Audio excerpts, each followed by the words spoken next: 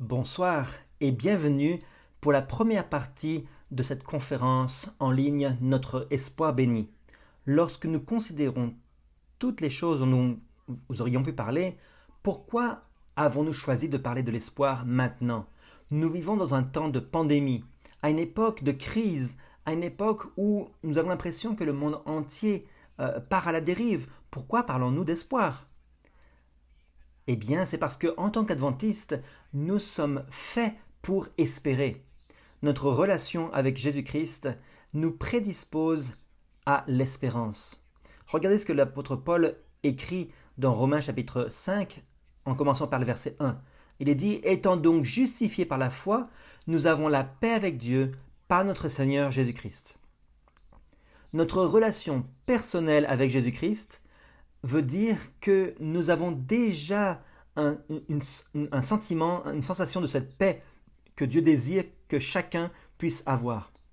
Au verset 2, il est dit: à qui nous devons d'avoir eu par la foi accès à cette grâce dans laquelle nous demeurons fermes et nous nous glorifions dans l'espérance de la gloire de Dieu.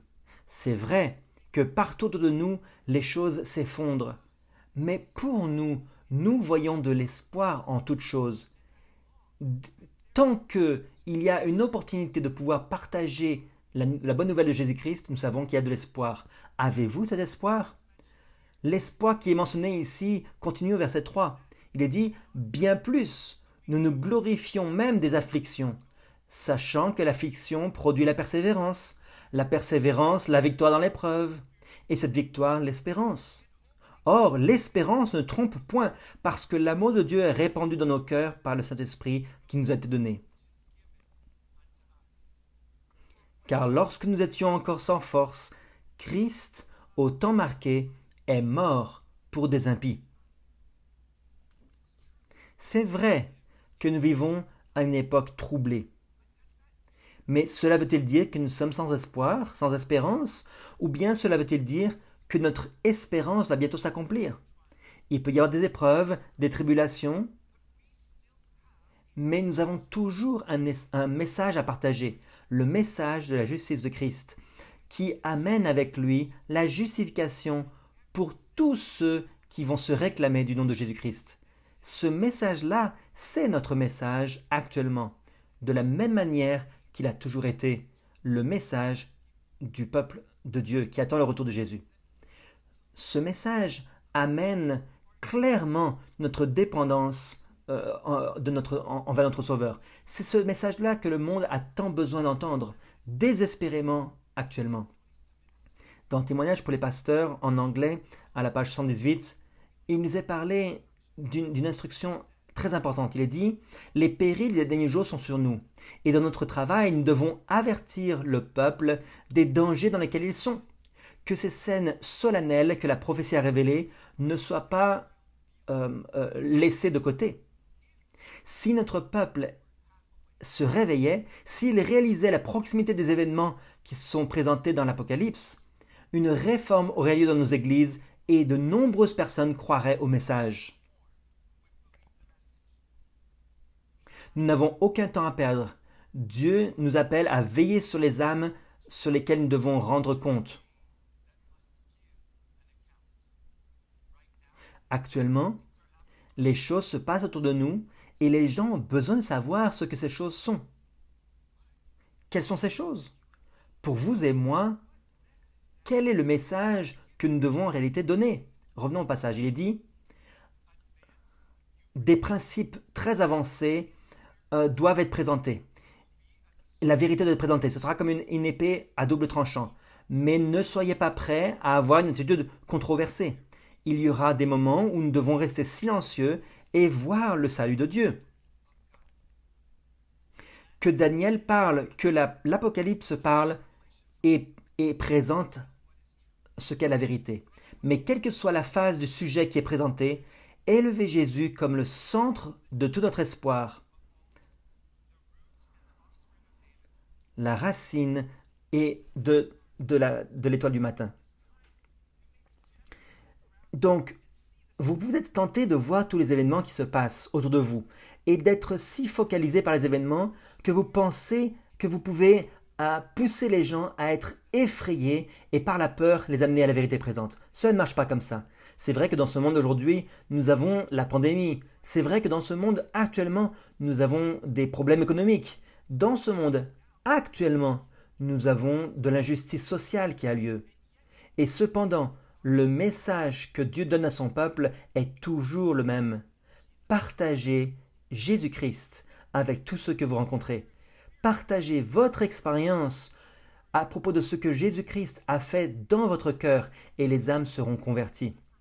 C'est ça la réforme qui doit avoir lieu parmi nous de la même manière que ça doit être donné dans le monde entier. Prêcher Jésus et Jésus-Christ crucifié, c'est notre message central, c'est notre message essentiel, notre thème pour aujourd'hui.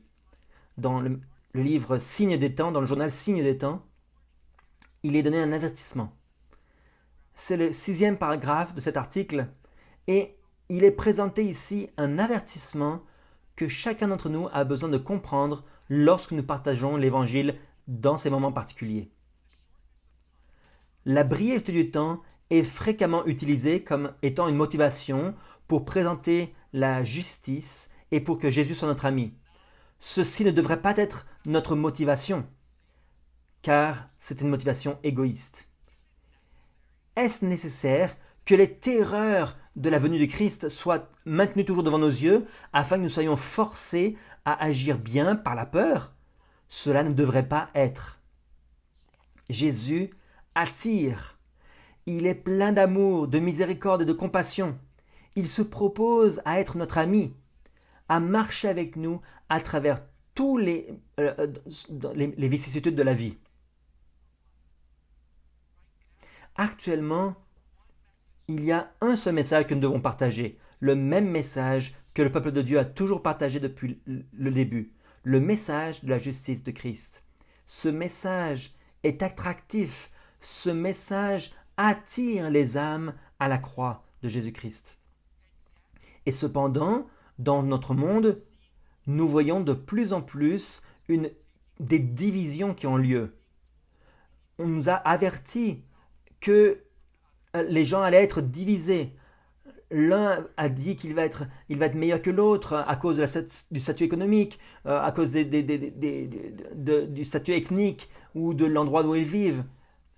Toutes ces choses n'ont aucune importance aux yeux de Dieu.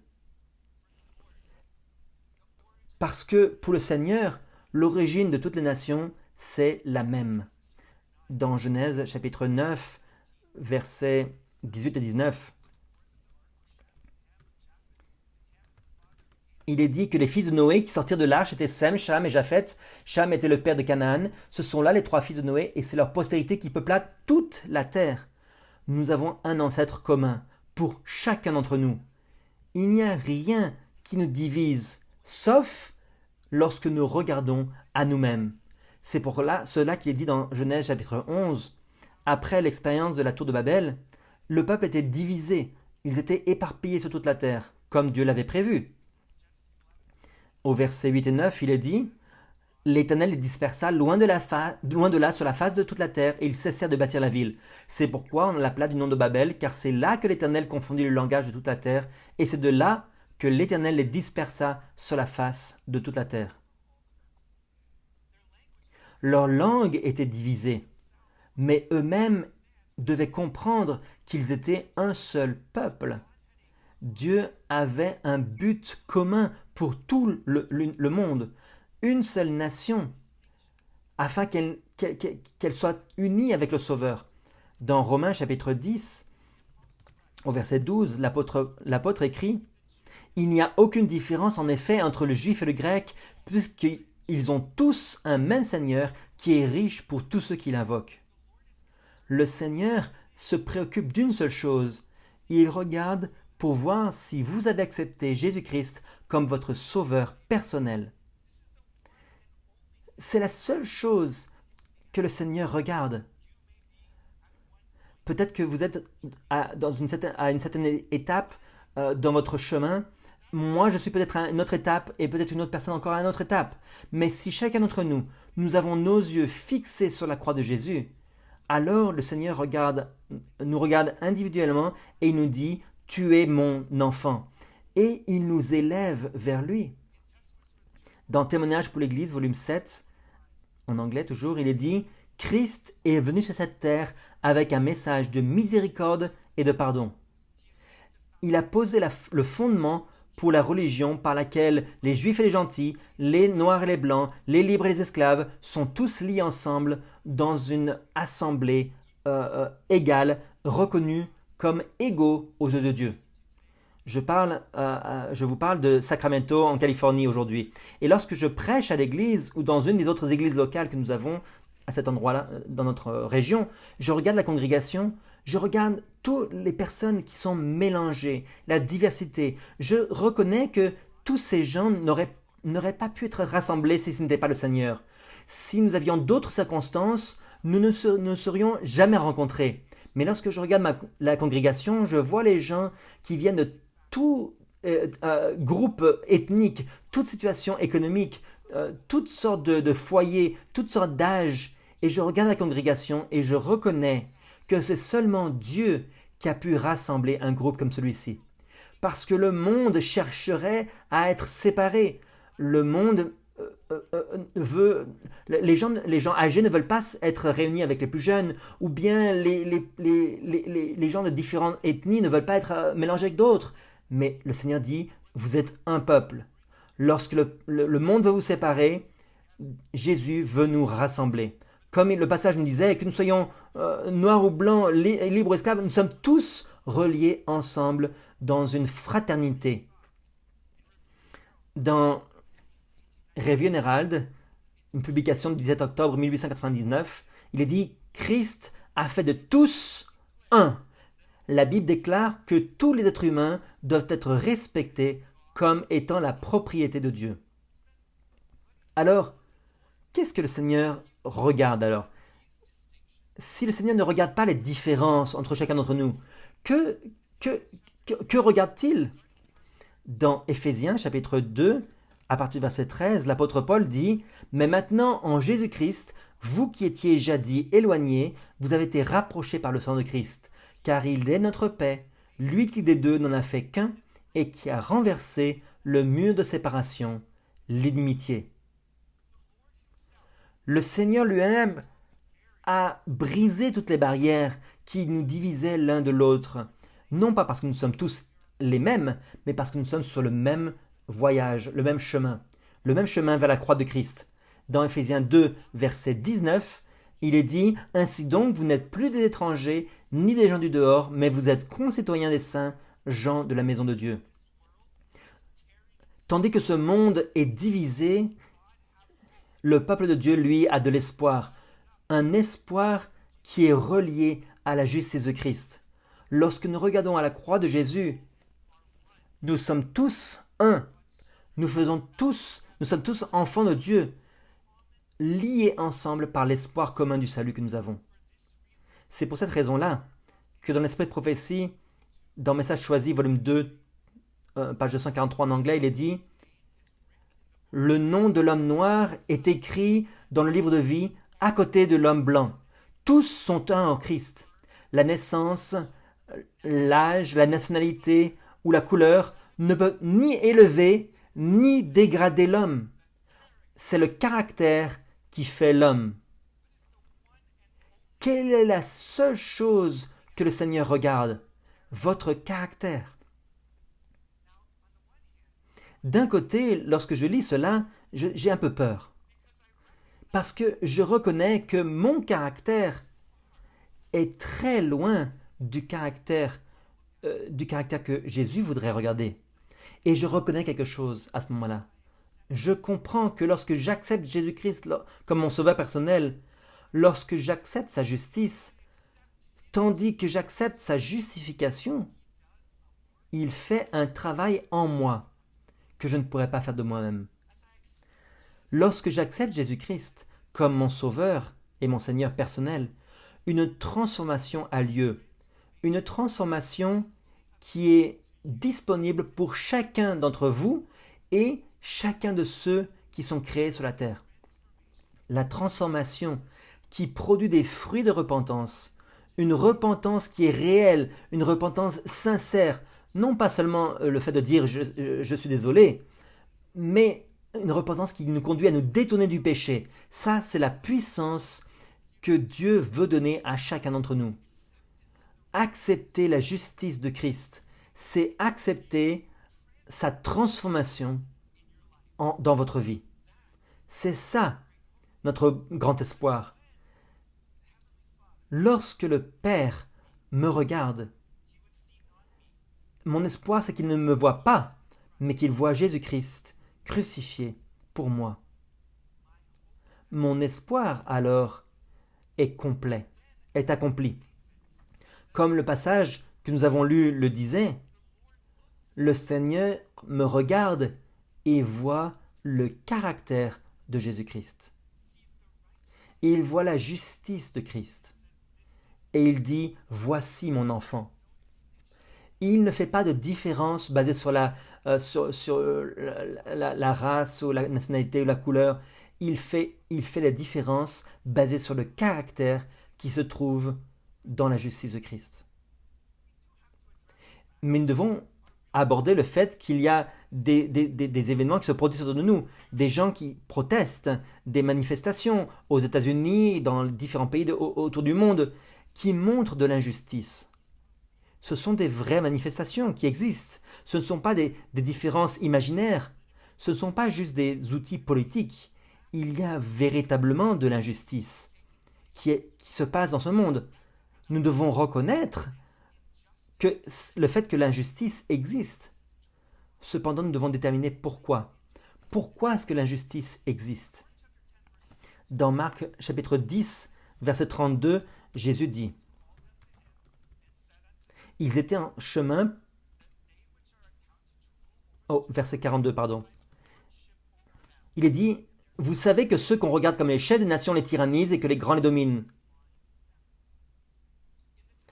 Donc, à l'époque de Jésus, il n'y avait pas de différence avec aujourd'hui. Aujourd'hui, ce n'est pas différent. Il y a ceux qui cherchent à tyranniser ou à oppresser. L'Esprit prophétie nous l'explique dans Jésus-Christ. Il est dit, dans les différents royaumes du monde, les peuples étaient supposés exister pour le bénéfice des classes dirigeantes. Les classes plus élevées devaient penser, décider, profiter et diriger, et les classes inférieures devaient obéir et servir. Le peuple devait croire et pratiquer ce que leurs supérieurs leur demandaient de faire. C'était le monde il y a 2000 ans, et c'est toujours le monde aujourd'hui. Il y a ceux qui cherchent à supprimer la liberté et la volonté d'autres personnes. Cela peut-il exister parmi le peuple de Dieu? Si on continue dans Marc chapitre 10, versets 43 et 44, le Seigneur nous donne l'instruction. Il est dit, « Il n'en est pas de même au milieu de vous. Mais quiconque veut être grand parmi vous, qu'il soit votre serviteur, et quiconque veut être le premier parmi vous, qu'il soit l'esclave de tous. » Parmi le peuple de Dieu, il n'y a pas de différence entre les gens. Le Seigneur nous regarde tous comme étant ses enfants. Mais personne ne doit diriger une autre personne. Personne ne doit ôter les droits d'une autre personne.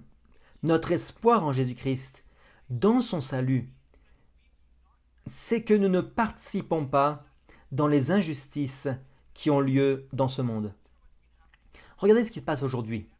La pandémie a exacerbé une population qui généralement est au chômage. Beaucoup de gens, la majorité des gens sont soit mal employés, soit ils ont des très bas salaires, soit ils ont un travail, mais ils ont beaucoup de temps libre et ils s'ennuient.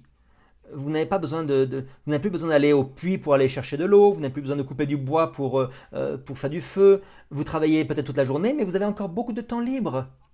Et vous avez une grande partie de la population qui s'ennuie et qui ne travaille pas. Et maintenant, cette population regarde et observe que le fait qu'elle est opprimée, cette oppression est réelle. Il y a vraiment une oppression qui a lieu dans notre société. Et dans leur désir de régler ce problème, leur solution est des fois pire que le problème lui-même. Au lieu d'amener la liberté, ils apportent encore plus d'oppression, un autre type d'oppression. Pourquoi?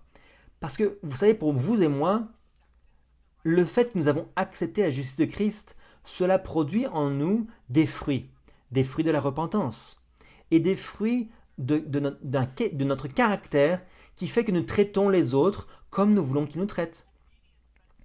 L'obéissance aux lois de Dieu, par conséquent, euh, montre que nous ne sommes pas seulement obéissants aux 4 premiers commandements par rapport à notre obéissance envers Dieu, mais aussi les commandements numéro 5 à 10.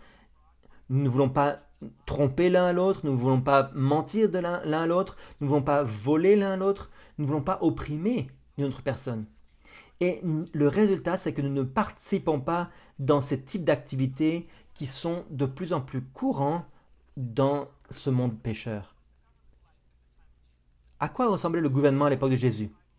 Dans le livre Jésus-Christ, il est dit: le gouvernement sous lequel Jésus vivait était corrompu et oppressif.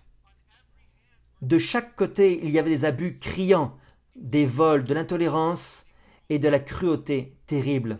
Cependant, le Seigneur n'a pas essayé de réformer les choses. Il n'a attaqué personne. Est-ce qu'il y avait de l'injustice à l'époque de Jésus? Bien sûr, il y avait beaucoup d'injustice à l'époque de Jésus. C'était des injustices terribles, et cependant, Jésus n'a pas participé dans une manifestation. Pourquoi? Pourquoi pas? S'il y avait cette injustice-là, que faisait Jésus à propos de l'injustice? Regardez ce qu'il est dit. Il n'interférait pas avec les autorités ou l'administration de ceux qui étaient au pouvoir. Celui qui a été notre exemple, était à l'écart des gouvernements terrestres. Non pas parce qu'il était indifférent aux maux des hommes, mais parce que le remède n'est pas dans des mesures externes et humaines. Pour être efficace, la solution doit atteindre les hommes individuellement et doit régénérer le cœur. Y a-t-il des oppressions systémiques aujourd'hui? Est-ce qu'il y a du racisme systémique aujourd'hui? Bien sûr. C'est le résultat des individus qui se sont séparés de la justice que Christ aurait voulu leur donner. Rappelez-vous, la justice de Christ produit des fruits. Et ces fruits, c'est l'obéissance aux commandements de Dieu. Et les commandements de Dieu ne nous permettent pas d'opprimer d'autres personnes. C'est pour cela que lorsqu'une personne s'est soumise entièrement à la vie de Christ, ne va jamais souhaiter profiter d'une autre personne. Alors, pourquoi avons-nous ces problèmes parmi nous? Pensons-nous qu'une règle d'un gouvernement pourra changer les choses? Aucune règle de aucun gouvernement à aucun niveau ne pourra régler ces problèmes. Pourquoi? Parce que comme nous l'avons lu ici, ce sont des problèmes qui viennent du cœur. Ils doivent être réglés individuellement. Actuellement, vos amis, vos voisins, vos collègues, votre famille, vos membres de ma famille s'attendent à entendre la solution du problème. Et cette solution, c'est la justice de Jésus-Christ. Vous savez pourquoi le racisme existe? Le racisme existe parce que nous nous sommes séparés de l'idéal que Dieu avait pour son peuple. Dans Acte 17, verset 26, il est dit qu'il a fait que tous les hommes sortis d'un seul sang habitassent sur toute la surface de la terre, ayant déterminé la durée des temps et les bornes de leur demeure. Le Seigneur nous a tous fait d'un seul sang. Mon espoir, c'est que le peuple de Dieu seront ceux qui vont partager ce message dans le monde aujourd'hui. Dans Actes chapitre 10, versets 35 et 36, il est dit « Mais qu'en toute nation, celui qui le craint et qui pratique la justice lui est agréable. Il a envoyé la parole aux fils d'Israël en leur annonçant la paix par Jésus-Christ, qui est le Seigneur de tous. » Oui, ce monde essaie de nous diviser. Satan essaie de nous diviser. Satan essaie de semer la discorde dans ce monde. Et généralement, il a beaucoup de succès. Mais le peuple de Dieu reconnaît que Jésus-Christ est le Seigneur de tous. Que peu importe, vous regardez cette vidéo, Que vous regardiez cela de la Nouvelle-Zélande, des îles Fidji, du Japon, de l'Inde, du Nigeria, du Brésil, du Mexique, peu importe d'où, c'est le même Seigneur que nous avons. Dans Genèse 3, verset 20, il est dit que Adam donna à sa femme le nom d'Ève, car elle est la mère de tous les vivants. Il y a une seule race. C'est la race humaine. Nous ne pouvons jamais autoriser l'ennemi des âmes à nous diviser. Nous avons une seule vérité, c'est que nous sommes tous un. Et l'objectif de Dieu, c'est que tous ses enfants viennent ensemble et soient unis dans la justice. Ce monde n'aura pas la paix sans Jésus-Christ. Il n'y aura jamais de paix, il n'y aura jamais de transformation, parce qu'il n'y aura pas de régénération du cœur sans Jésus-Christ. Vous vous demandez pourquoi nous avons de l'espoir. Nous avons de l'espoir parce que nous avons Christ. Dans Message choisi, volume 1, il est dit « La raison pour toute division, discorde et différence se trouve dans la séparation d'avec Christ. Christ est le centre auprès duquel tout est attiré. Plus nous nous approchons du centre, plus nous venons l'un vers l'autre, nous nous approchons dans l'amour et nous grandissons dans le caractère de Jésus. Pour Dieu, il n'y a pas de différence entre les personnes. L'espoir de Dieu